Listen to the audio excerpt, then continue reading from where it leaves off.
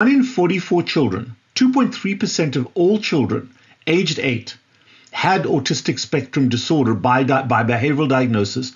And from 2018 to 2020, which is the latest information we could find, that number increased from 1 in 44 to 1 in 36 children. So massive epidemiologic increase over a very short time span. The male-female ratio is about 4:1, and this is fairly constant. There are no race classifications where it is higher or lower. But what's astounding is that this increase from 1970 to 2020 represents a 277-fold increase in incidence over 50 years. In fact, a 556% astounding increase in prevalence just between 1991 and 1997. And that rate of increase is even greater now. The other important thing to acknowledge is that in recent years, the severity of ASD spectrum disorders has also increased.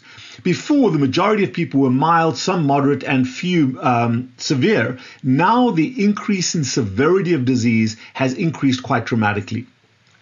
If you step back and you consider autism spectrum disorder in a variety of developmental disabilities that are diagnosed in children aged 3 to 17, a recent study reported that 1 in 6 children, about 17% of children aged 3 to 17 years, have a confirmed diagnosis of developmental disability.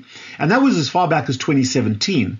Now, these developmental disabilities included mostly autism spectrum disorder, ADHD, blindness, and cerebral palsy, amongst others.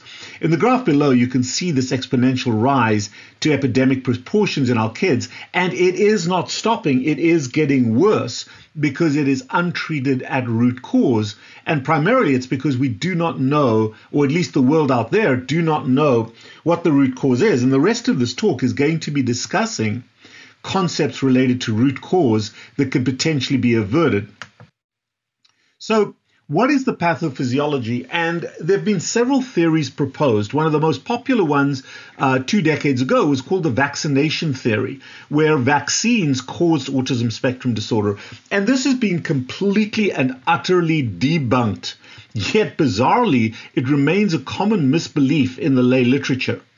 I represent a quote here from a recent paper that stated the vaccine autism myth is one chilling example of fraudulent science that is very pertinent in today's society.